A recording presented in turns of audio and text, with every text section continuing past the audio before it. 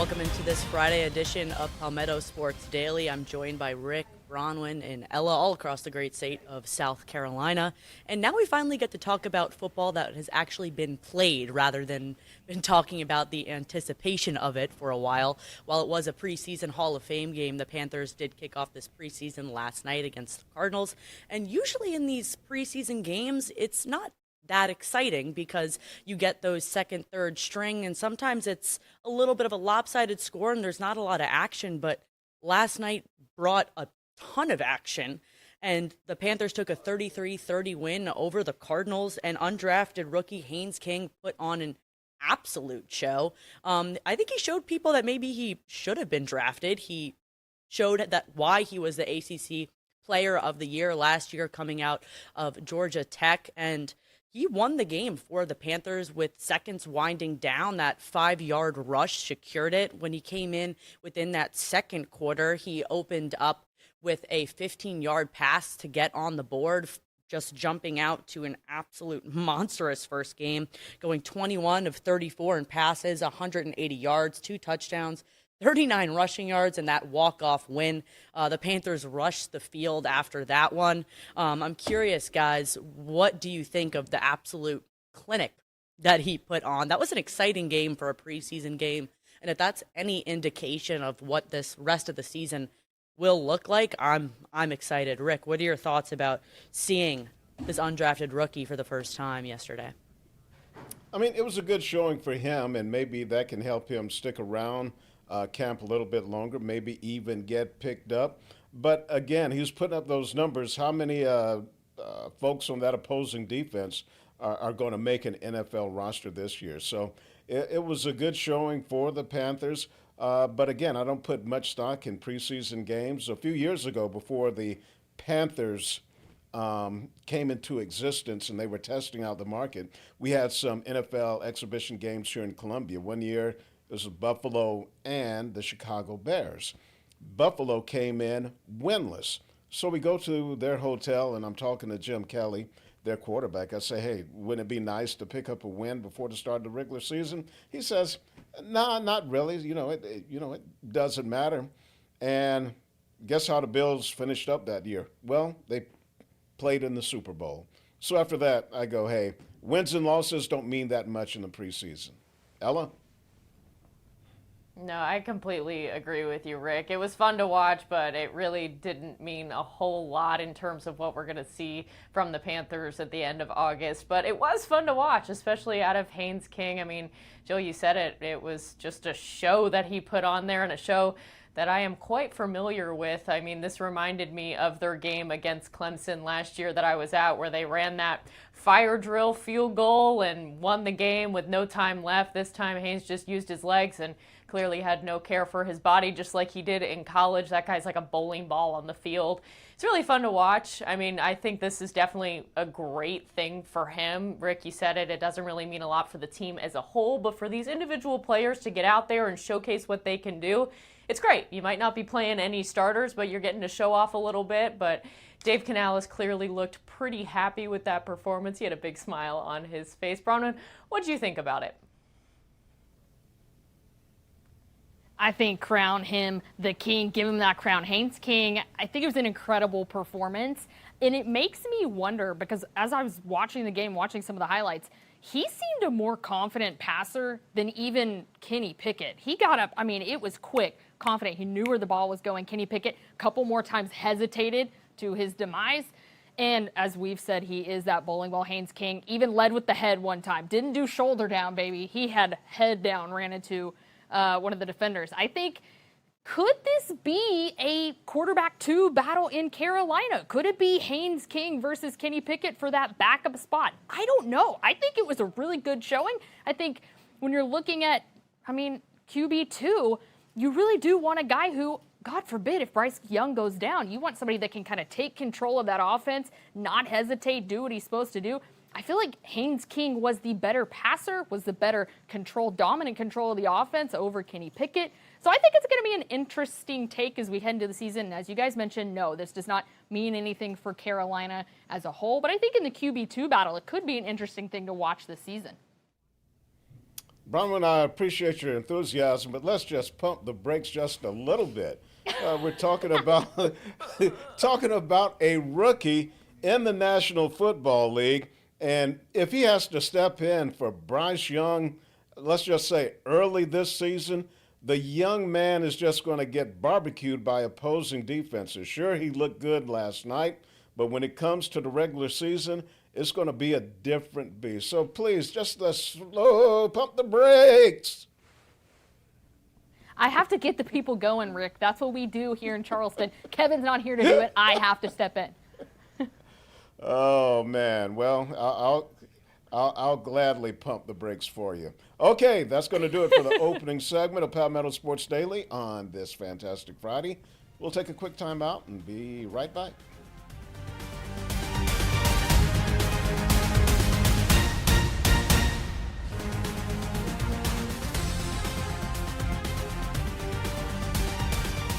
Welcome back to Palmetto Sports Daily. We talked some Panthers football in our opening segment, and right now we're going to talk some Gamecock football.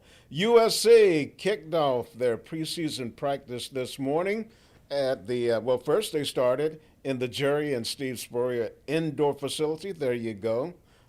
Beautiful looking picture there in the background.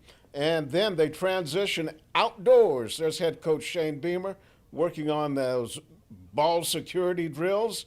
Dylan Stewart, Carolina's edge rusher, sitting out practice. He's still recovering from that back injury. Quarterback Lenore Sellers. I love this drill because this is one of the few drills that we get close enough to get some really good shots at. We were only out there about 15 minutes, Shane and his son Hunter. And I asked Shane during media day yesterday, what are some of the questions you would like to have answered during preseason camp? We've got some certainly some competitive battles, right now. We've got a lot of returners, but there are some question marks too, for sure. What does this offensive line look like? We got a lot of new faces, and who separates themselves there? What does the running back position look like? We've got probably more depth than we've ever had, but don't know what that pecking order is quite going to be.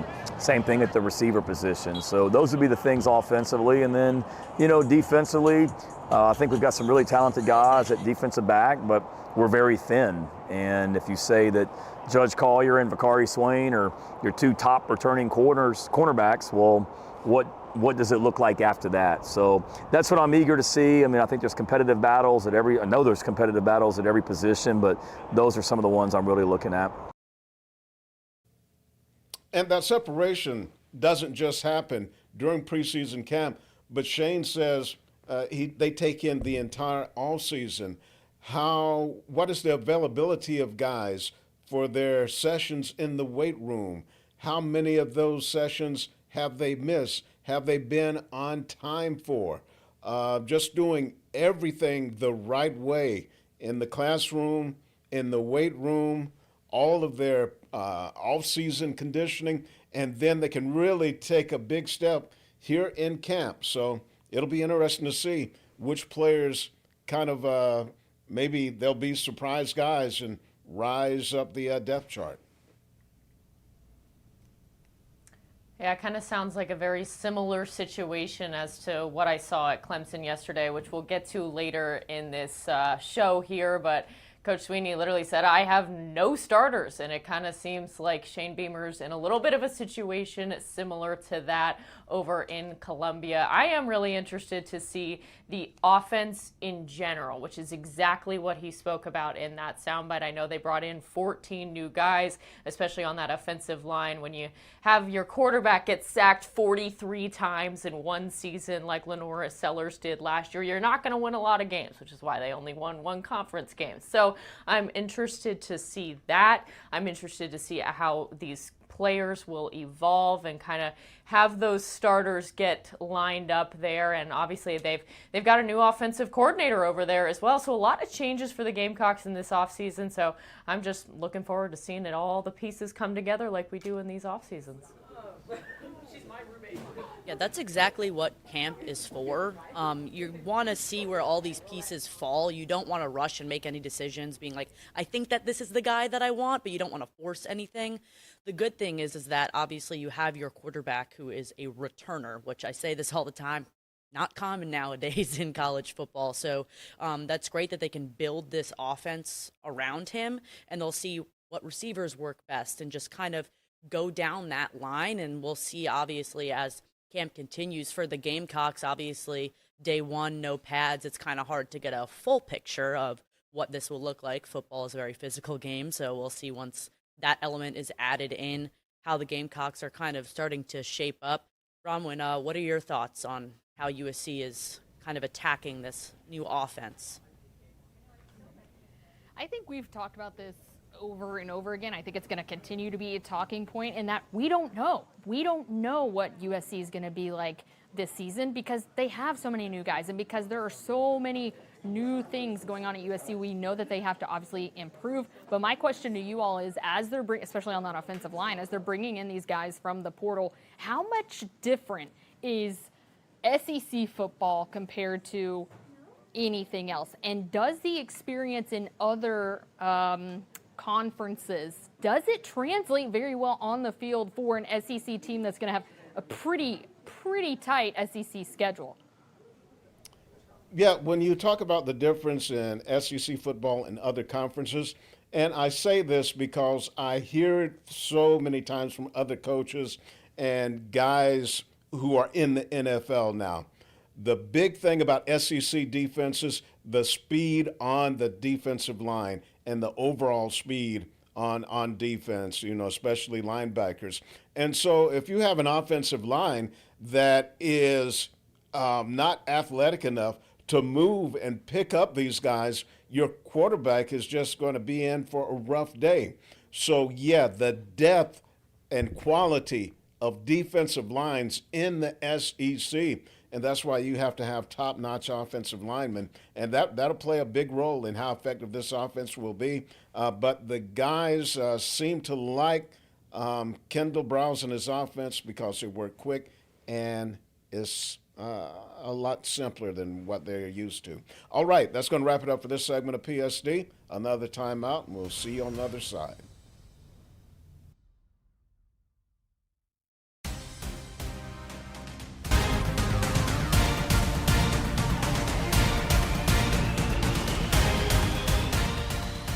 Welcome back into Palmetto Sports Daily. Well, it was Christmas in Clemson, as Dabo Swinney liked to call it. He said the first day of fall camp felt like Christmas to him. He was very excited to be out on that field. Got to get a little sneak peek of practice yesterday, and just a sneak peek behind the curtains of a very similar situation to the Gamecocks is what is going to be different of this year's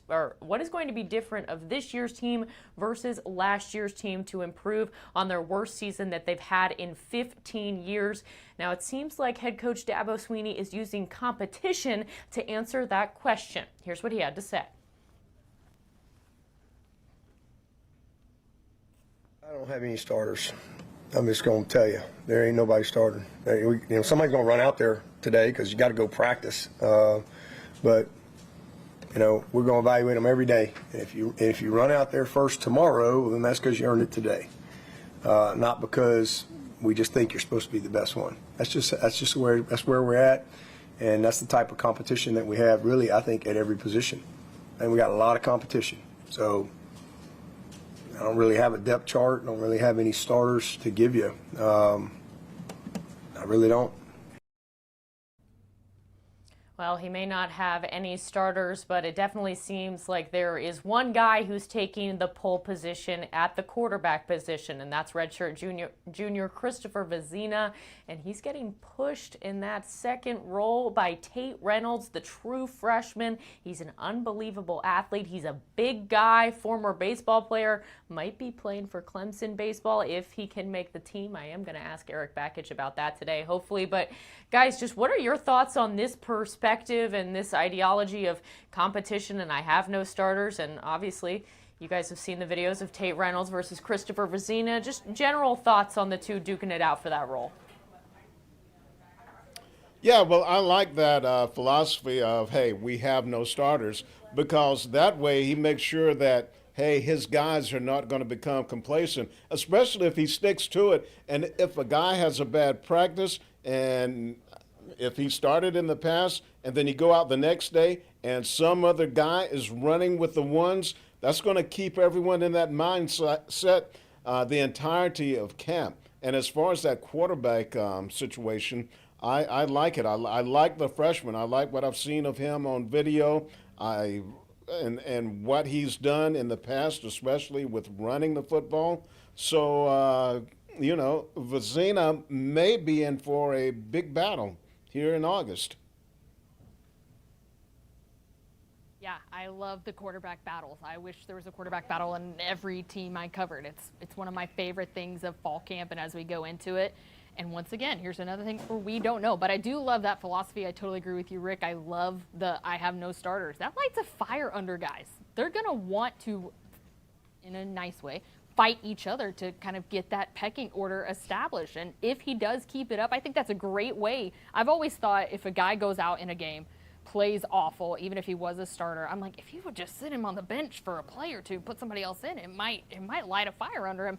I think maybe that's what Dabo's wanting to do, just to see they have to switch something up to get things going again the way they want to, and I think this is a great way to do it. The one thing that he said that kind of stuck out to me was I don't want to just pick someone because I think he should be our guy, right? Because then you're putting yourself in a situation where that's not best for everybody, and competition truly does drive people to be their best. If you're sitting there going, oh, no, I'm going to be in that one spot, okay, like then you become complacent and then you might not be pushed. So I think that this is a great approach, and even in the QB battle too, so we're seeing that, and I think it's going to make Clemson's quarterback room even stronger. So especially they're replacing someone who is not easy to replace. So we're going to see how this continues for them. Well, Jill, I'm so very glad that you said the word best, because that brings me to the best point of this Clemson fall camp. And I was kind of having the same thoughts as you. So this is the situation, this is the mentality. We don't have any starters. Well, then what are you looking for? And I asked Coach Sweeney, what is your motto for this preseason? Last year, it was win the one. What is it this year? Here's what he had to say. Got to get everybody all in and committed to being their best, doing their best, sleeping their best, eating their best, thinking their best, meeting their best, preparing their best, all right, everything. And that's how you become your best. And when you get a group of people that are really, truly, collectively committed and all in to being, doing, thinking their best day in and day out, well, maybe you could be the best, but you got no chance to be the best at anything until you learn how to be your best. Well, you saw it on his shirt there. Best is the standard is the motto of Clemson in this preseason fall camp that they just started yesterday. Day 2 is today. Now, guys, how motivated did you feel to go do your best after hearing that? I personally want to go do my best. I mean, I for sure like the sleep the best. That's my favorite one. I would love if this football season I get to sleep my best. But I think it's a great motto. Best is the standard. They definitely need to get back to their standard of what Clemson football is. And if this is the way to do it, so be it. Even if we have to hear best a zillion times between now and the start of football season. He's completely right, because all of those little things do matter. If you're not taking care of your sleep, if you're not eating correctly, fueling your workouts, you're not doing your best in the weight room, all of those things compile into the final product that you're putting on the field come September. So taking care of those little things, even though it might seem small, is going to make this Tigers team the best that they can possibly be. All I can think about, did Dabo steal that slogan from someone, remember? Be best. Be best. Oh. Yeah, Great you remember point. that one? Yeah, so. That's our new motto No. here on Palmetto Sports Daily. Be Yeah. best. Yeah, hey, we've got to be our best, and that means getting out on time, or else producer Nick will be upset. We'll call our final timeout and return to wrap up the show.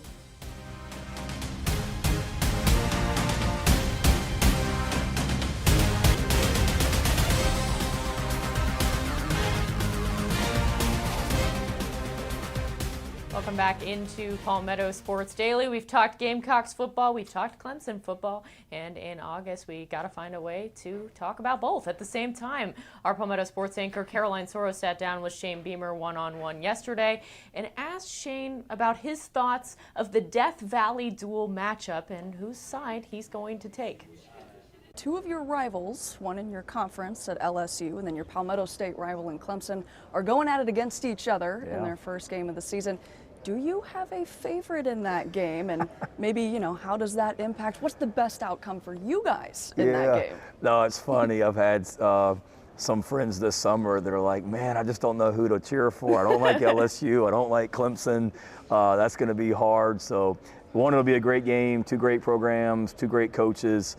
You've got the state rival, you got the SEC, all that. But I'm looking forward to tuning in. That'll be a great night for that game down in Baton Rouge. And one of the things that makes college football great are those rivals, non-conference rivals that go at it. And you got the two Tigers and the two Death Valleys going at it that night, and that'll be a fun one to watch. Well, is it a win-win or is it a lose-lose? I don't know. Rick, who would you be rooting for if you were Shane Beamer? Well, if he had to pick a side, he's got to go with Clemson because he lives around Clemson fans, and he'll hear it all the time, so he'd have to go with Clemson.